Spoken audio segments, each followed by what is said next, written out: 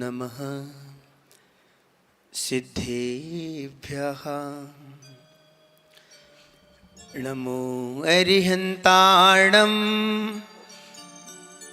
नमो सिद्धाणं नमो आयरीयाणं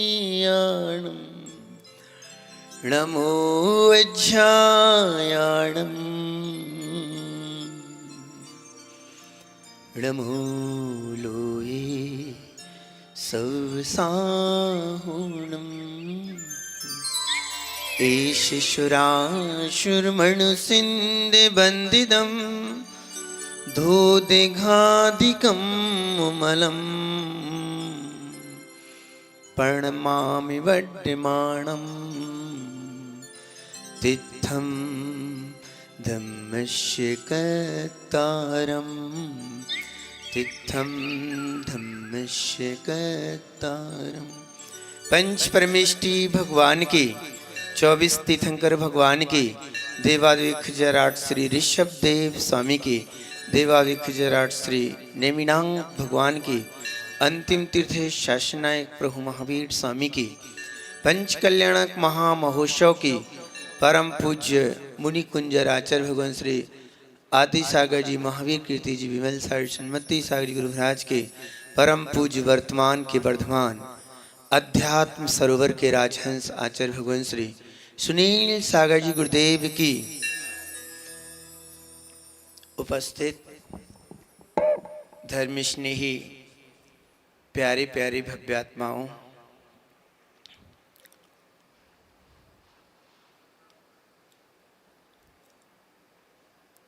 अहो आत्मन, जड़ पदार्थों के प्रति जब तक हमारा आकर्षण रहेगा तब तक हम उस चैतन्य तत्व को नहीं जान सकते।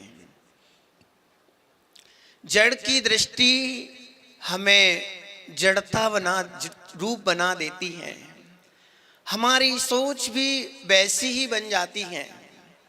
यानी एक दिन मैंने बताया था, माँ गर्भवती है और माँ किसी बेटे को देख करके, पालने में किसी बेटे को झूलते हुए देख करके, माँ उस पालने में झूलते हुए बेटे को देखती ही अपने बेटे की याद करती है, मेरा बेटा भी ऐसे ही पालने में झूलेगा।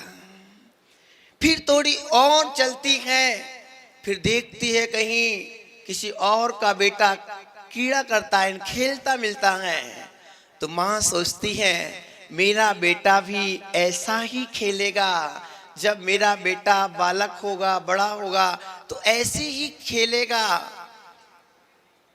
फिर माँ देखती है एक सुंदर सी शादी हो रही होती है, या कोई स्टूडेंट यानी अच्छी पढ़ाई करके कोई सम्मान किया जा रहा था, उसको देखती है तो सोचती है मेरे बेटे का भी ऐसा ही सम्मान किया जाएगा।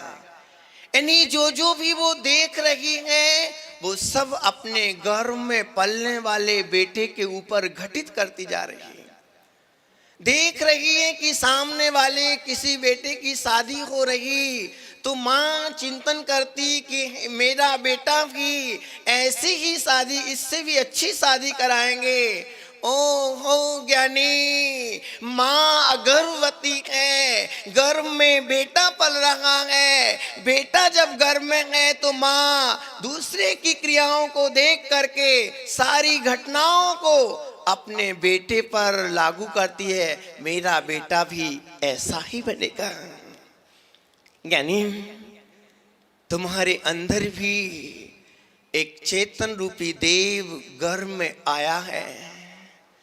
चेतन रूपी देव चेतन गर्भ में आया है। जब तुम प्रभु भगवान को देखो, जिनिंद प्रभु नेमिनाथ को देखो, तो ज्ञानी ये दृष्टि में आना चाहिए कि मेरा बेटा भी ऐसे ही भगवान जैसा बनेगा, पंच कल्याणक वाला होगा। और फिर जब दिगंबर गुरु आचार्य भगवान को देखो तो अंतरंग में झांकना चाहिए कि मेरा चेतन रूपी देव भी ऐसे ही निर्गंथ वितराग अवस्था को प्राप्त होगा।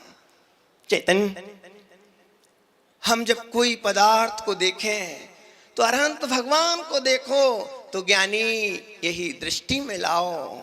गुरु भगवान को देखो तो उनकी वितरागता हमारे जीवन में भी आए। चैतन्य, हम गेयों को देखते हैं, आप लोग गे नहीं जानते होंगे अभी। गे का मतलब होता है जो तुम्हें दिखाई दे रहा है, सब गे है।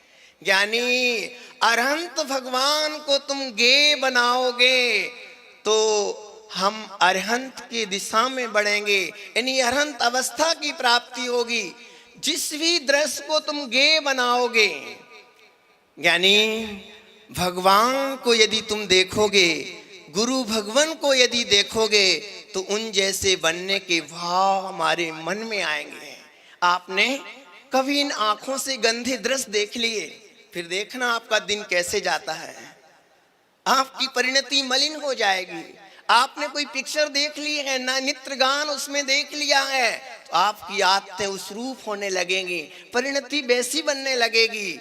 ज्ञानी इन आंखों को खोलने से पहले, ओ हो, ज्ञानी जब तुम घर से निकलते हो चेतन, जब घर से निकले तो बड़े बड़े महलों को निहारते हो। क्या सुंदर भवन है लोगों के। हमारी आदत यही है, जब हम घर से निकलते हैं, किसी का सुंदर भवन बना हुआ है, घर बना हुआ है, हम देखते क्या सुंदर है, क्या आकर्षक है, मेरा भी ऐसा ही घर हो। जब किसी के सौंदर्य को देखते हैं तो हम सोचते हैं मैं भी ऐसे ही बनूं। ओहो चेतन, तुम घर से निकले, घर से कदम बाहर रखे, गलियों में गए, गलियों में जैसे गए तो बड़े बड़े महलों को निहारा। कितना सुंदर महल है। ओहो चेतन, जिस दृष्टि से तुमने इन भवनों को निहारा था, भवन को गे बनाया, भवन को निहारने की कोशिश की, उसकी और उपयोग लगाया। जो समय तुमने चेतन भवनों को निहारने में लगाया है, वो समय यदि तुम ध्रुव आत्मा भगवत स्वरूप को निहारने में लगाते तो आज हम भगवान हो गए होते, प्रभु हो गए होते। विचार करो, हमने आज तक अपने जीवन के बड़े विशाल समय में अपनी आत्मा को गे कब बनाया? कभी बनाया क्या? ज्ञानी हम ज्ञाता हैं। ज्ञाता जानते हो? ज्ञाता हैं हम, गे भी हैं तो ज्ञाता भी हैं, ध्येय भी हैं, पर हम में एक विशेषता है, हम ज्ञाता भी हैं, गे भी हैं, पर और जो पदार्थ जड़मयी दिख रहे पांडाल है, ये गे है पर ज्ञाता नहीं है। ये माइक गे तो है पर ये ज्ञाता नहीं है। ध्यान रखना, ये टेबल गे तो है पर ज्ञाता नहीं। ज्ञाता जानते हो, जो जानने वाला। आप क्या हो? क्या हो चेतन? ज्ञाता। ओ हो। हम ज्ञानी ज्ञाता है, हम में एक विशेषता है, ये कभी ज्ञाता रूप नहीं होंगे। हम जब जीवों की ओर दृष्टि डालते हैं तो हम कल्पना से भर जाते हैं, ये मेरे हो जाए, ये मेरे बन जाए। ज्ञानी ये कभी ज्ञाता नहीं होता। ध्यान से सुनना, ये कभी ज्ञाता नहीं होता। तुम सामने वाली दीवार को कितना भी कह लेना मेरी दीवार है, दिन भर जाप जपते रहना ज्ञानी, पर वो दीवार को तुम कभी ज्ञाता रूप बना नहीं सकते हो। कौन ऐसा व्यक्ति यहाँ है? बहुत दुर्लभ लोग होंगे वो जो अपने को अपने रूप ही मानते हैं। हमारी आदतें ही पड़ी हुई है, कोई भी चीज को देखें मेरी हो जाए। ज्ञानी हम ज्ञाता हैं। ये कभी ज्ञाता ये कभी ज्ञानी ज्ञाता नहीं होता। ये कभी ये कभी ज्ञाता कोई नहीं कहता तुम मेरी ओर निहारो। किसी भी दशा में कोई भी पर द्रव्य कभी मेरे रूप होता नहीं। भगवान नेमिनाथ स्वामी का आपने पंच कल्याणक महोत्सव आपने बड़ी भव्यता के साथ यहाँ संपन्न किया।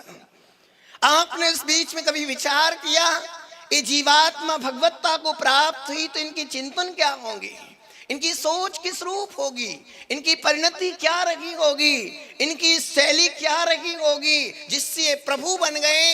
यानी हम भी जीव हैं, वो भी जीव हैं, हम भी जीव हैं, भगवान जिनेंद्र भी जीव हैं, गुरु भगवान भी जीव हैं, तुम्हारे पड़ोसी लोग भी जीव हैं। सुबह उठ करके हम भगवान की वंदना करने क्यों जाते हैं?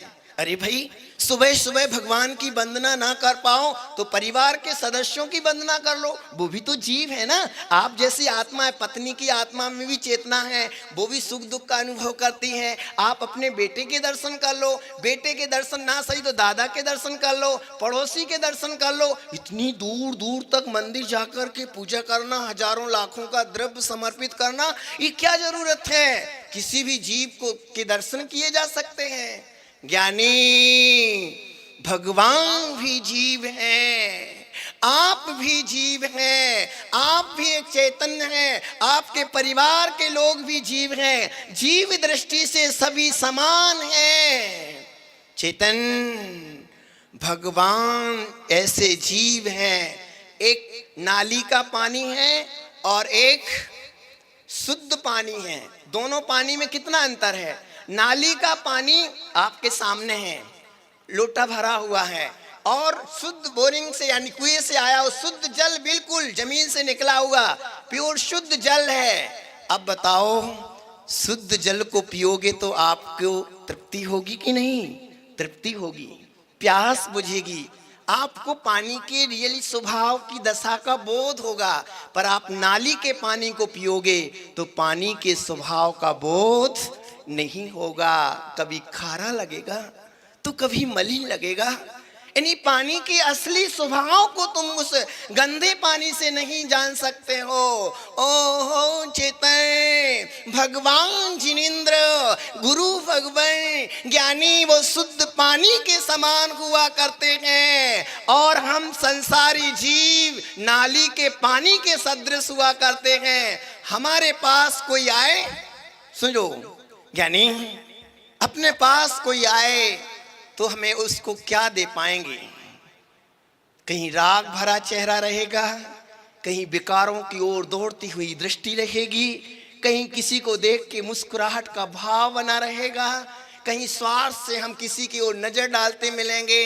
यानी हमारी परिणति मलिन दिखेगी। ओ हो।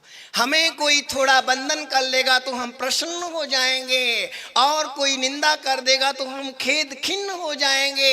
यानी हम मलिन हैं। ज्ञानी हमारे यदि कोई दर्शन करे, हम यानी संसारी जीवों की कोई आराधना करे तो वो शुद्धता को नहीं पा सकता है। पर अनंत भगवान के दर्शन करे, गुरु भगवान के दर्शन करे तो शुद्धता का बोध हो जाता है। मेरा आत्मा भी इन जैसा भगवान आत्मा है। चैतन्य पारसनाथ भगवान के ऊपर उपसर्ग किया गया। पारसनाथ भगवान पर कमठ ने क्रूरताएं की, इतनी क्रूरता की। पारसनाथ भगवान ज्ञाता दृष्टा स्वभाव वाले थे।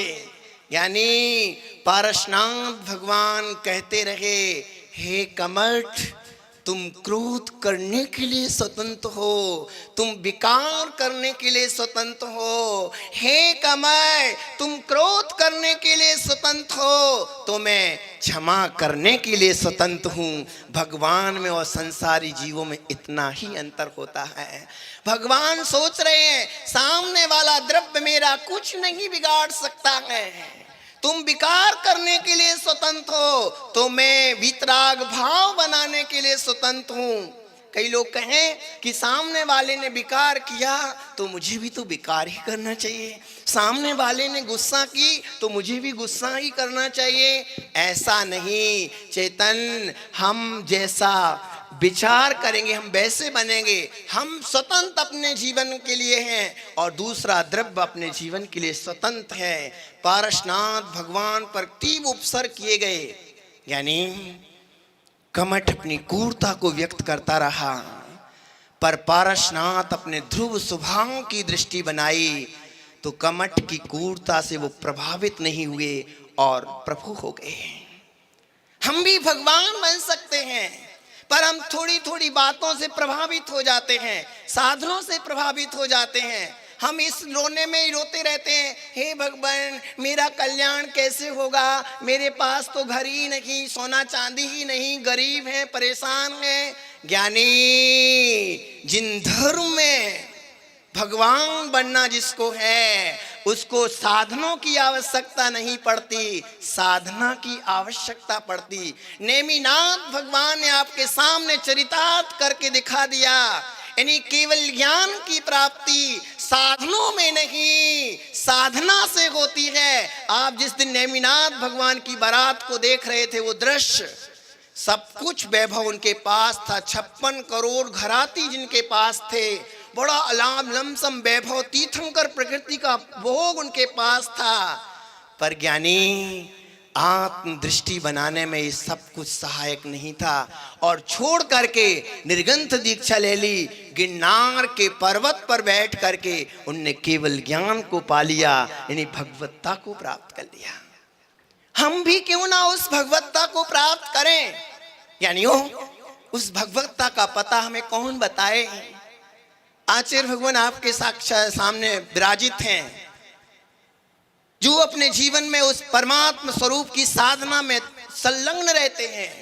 यानी रागियों के बीच में जाते जाते हमारे भव व्यतीत हो चुके, अब हमें वीतरागियों की शरण में जाना होगा। संतरामपुर वासियों, इस सौभाग्य नहीं, महासौभाग्य आया है कि कलयुग में भी, इस दुष्म काल में भी निर्गंथ मुनि मिल जाना और वो इतना विशाल संग मिल जाना और रत्नात्रय की भावना की आराधना करने वाले आचार्य भगवान सुनील सागर जैसे गुरुदेव मिल जाना, जिनके दर्शन बंधन से हमें अपनी आत्मा का बोध होता है।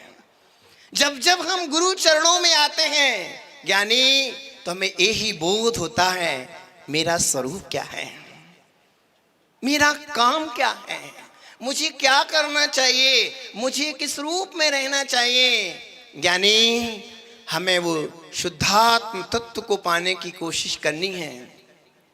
आपने हंसते हुए चेहरे 1000 देखे होंगे, हंसते हुए चेहरे चेतन 1000 देखे होंगे, रोते हुए चेहरे चेतन 1000 देखे होंगे, वासना से युक्त चेहरे कई देखे होंगे, पर वीतरागता से भरा हुआ चेहरा भगवान जिनेंद्र गुरु का ही मिलता है। जब जब भी तुम जाओ तो वीतरागता से भरा हुआ मिलता है। चेतन, उस वीतरागता को हम क्यों नहीं पा रहे हैं, हम में क्या कमी है। यानी हम भाव से वो वीतरागता पा सकते हैं। रत्नात्रय स्वरूप की भावना करें तो हम उस वीतरागता को प्राप्त कर सकते हैं। वो वीतरागता हमसे बिल्कुल दूर नहीं है। हम सोचें कि हमारे से बहुत दूर है, हम तो मुश्किल है हमसे। यानी तीर्थंकरों ने बता दिया है कि वो वीतरागता तुमसे दूर नहीं। जिस वैभव को तुम पा करके अपने आप को अहंकारी बना रहे हो, या जिस वैभव के अभाव में अपने को हीन मान रहे हो, उस वैभव में सुख नहीं है। ये भगवान ने आपके सामने बता दिया। पंच कल्याणक के माध्यम से आपने देखे होंगे, कल्याणक देखा है कि सब कुछ वैभव था, पता है कि सब कुछ उनने छोड़ दिया। जो उनका था वो उनने छोड़ा नहीं। चेतन, जो तुम्हारा है वो तुमसे छूटता कभी नहीं है, और जो तुम्हारा है नहीं वह तुम्हारा कभी होता नहीं है। आचार्य भगवान ने अपने उपदेश में बताएंगे, यानी आचार्य भगवान के पास कुछ भी नहीं। आपको महाराज श्री आए, आचार्य जी आए हैं, बहुत दूर से चल के आए, तो हमें कुछ सोने चांदी की क्या बोलते हैं भंडार बता देंगे, कुछ उपाय बताएंगे पैसे कमाने के। ज्ञानी, इनके पास खुद ही नहीं है पैसा, पर इनके पास वो चीज है, इनके पास वो कला है, इनके पास वो योग्यता है। यदि वो समझ में आ गई तो जीवन धन्य हो जाएगा, कृतकृत हो जाएगा। ज्ञानी, आपने कभी देखा होगा, एक समय सार जी ग्रंथ में उदाहरण आता है, किसी की यानी रत्न उसके पास था, तो उसका रत्न गुमा नहीं पर उसके हाथ में था, तो उसने अपने कपड़े में बांध करके कंधे पर लटका लिया और थोड़ी दूर जाकर के पूछता है, थोड़ी देर गैप होने पर वो भूल जाता है कि मेरा रत्न कहाँ है। तो दूसरों राहगीरों से पूछता है, भैया तुमने मेरे रत्न को देखा क्या? अरे भाई क्या बात करते हो, रत्न तो मुझे थोड़ी मालूम, आपका रत्न आप संभालो, मैं तो इतने लंबी रास्ते से आ रहा हूँ, आपका तो मुझे नहीं मालूम। वो चला गया। दूसरा फिर आया, भैया भैया आपने मेरे रत्न को देखा क्या? बोले मुझे नहीं, तुम्हारा रत्न मुझे पता ही नहीं, मुझे मिला ही नहीं। वो भी चला गया। ऐसे तीसरे से पूछता है। तीसरे ने कहा, भाई मुझे तो पता नहीं, पर आपके कंधे पर ये कपड़े में बंधा गोल गोल क्या है? उसने जैसे खोला तो रत्न तो उसके पास ही था। ओ हो। ज्ञानी, वैभव हमारे पास ही है। आचार्य भगवान तुम्हें बताएंगे कि तुम क्या हो। आज तक हम क्या मानते रहे? ओहो चितय, हम कभी अपने को स्त्री पुरुष घर वाले परिवार वाले वैभव वाले मानते रहे। ओहो चितय, ये मानता हमारे दुख की कारण बनती है, विपदा का कारण बनती है, पर जिस रूप हमें मानना था वो हमने माना ही नहीं। एक ध्यान करने वाले व्यक्ति ने गुरुजी के पास गए, भगवान हमें ये बताओ, सिद्धि कराओ, आत्मा का परिचय कराओ। तो वो गुरुजी ने कहा कि जाओ तुम गुफा में जाओ। गुफा में गया और वहां मालूम रटने लगा। गुरुजी ने कहा, बोलो भैंसो हम, क्या बोले? गुफा में भेज दिया। बोले बोलते जाना मंत्र, भैंसो हम भैंसो हम। वो बोलने लगा भैंसो हम भैंसो हम। इतनी रटन लग गई उसको, उससे कहा वापिस बाहर आ जाओ। तो बोले गुरुजी ये गुफा के दरवाजे छोटे पड़ रहे, मेरे सींग उसमें फंस रहे हैं। गुरुजी ने कहा ध्यान की सिद्धि हो गई। यानी वो अपने आप को क्या मानने लगा? भैंसो हम भैंसो मानने लगा, भैंसा मानने लगा। गुरुजी ने कहा तुम बोलो मनुष्यो हम। वो फिर मनुष्य हम की भावना की। गुरुजी ने कहा गुफा से बाहर आ जाओ। वो तुरंत बाहर आ गया। क्यों? अब उसको पता है कि मेरे वो सींग नहीं है। वो अपने आप को मनुष्य मानता रहा। ज्ञानी, हमें भी अपने आप को एक चेतन तत्व मानना है। कुछ लोग तो भी ऐसे जिनने चेतन नाम की चीज जानी ही नहीं। आश्चर्य इस बात पर है, ओ ज्ञानी, भव भव की भटकन में, भव भव में हमने उस चेतन तत्व को जाना ही नहीं। मैं कौन हूँ? मेरा स्वरूप क्या है? बताओ। 24 घंटे में कौन ऐसे व्यक्ति हैं आपके बीच में? मैं आपको छोटा नहीं कह रहा हूं, पर पूछ रहा हूं, आपके बीच में से कौन सा जीव है जो सुबह उठते ही आत्मा का ध्यान करता हो? बोलो। पर इतने लोग जरूर मिलेंगे बहुत सारे इसमें कि सुबह उठते ही दंत मंजन करना है, दुकान पर जाना है, उनसे बात करना है, फोन से बात करना है, लोगों से मिलना है। ये सब चर्चाएं हमारी होती रहती हैं। ज्ञानी, पर सुबह उठते ही मैं कौन हूं, मेरा स्वरूप क्या है, मुझे जानना जरूरी है। ज्ञानी, अपने उस शाश्वत स्वभाव जो हमारा अनादि से तुरहित हुआ जा रहा है, हम उसको पहचान नहीं पाए। इतने विभावों में इतने लीन हो गए कि अपने आप को जानने का अवसर ही हमारे पास नहीं है। अवसर भी आया तो उसको हमने सही नहीं माना। आप हमारे सामने गुरु भगवान भी हैं। वे कहते हैं कि सामने कोई गरीब व्यक्ति था, रूखी रोटी खाता था, तो उसने उसे कहा कि भाई तुम्हें बासी रोटी फेंक दो, तुम्हें गरम गरम बना के खिला देते हूँ। सामने वाला भिखारी बोलता है, अरे भाई क्या पता तुम गरम गरम रोटी दोगे कि नहीं दोगे, मुझे तो बासी ही अच्छी है। क्या सामने वाला तैयार ही नहीं हो रहा है। गुरु भगवान कहते हैं, हे चेतन, धन दौलत का राग छोड़ दो, भोगों का राग छोड़ दो, तो मैं आत्मा की अनुभूति कराऊंगा। पर बोलता है पता है नहीं तुम अनुभूति कराओगे कि नहीं, क्या होती है उसको, तो उस भोगों में ही आनंद आ रहा है। चेतन इस मनुष्य भाव में एक सिर्फ मात्र जिन धर्म ही भगवान बनने की कला सिखलाता है। वस्तु स्वभाव का बोध कराने की योग्यता यदि किसी में है तो जिन धर्म में है। भेद विज्ञान के बल से ही हम खोई हुई निधि का परिचय कर सकते हैं और उस भेद विज्ञान के बल से इतनी ऊंचाइयां प्राप्त कर सकते हैं जो नेमिनाथ भगवान ने की, जो आचार्य भगवान सुनील सागर जी गुरुदेव ने की। यानी ये सब भेद विज्ञान का प्रभाव है।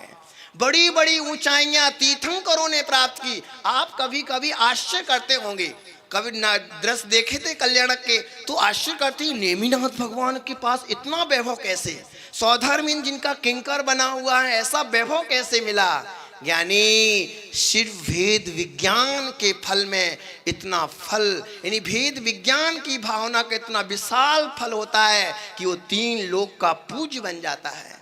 तो हम भी वो कला सीखें जो भेद विज्ञान से हम उस तीर्थंकरत्व को हम भी पा सकते हैं, खोई हुई निधि का हम भी अनुभव कर सकते हैं, जो हमारा वैभव है, जिस पर हमारा अधिकार है।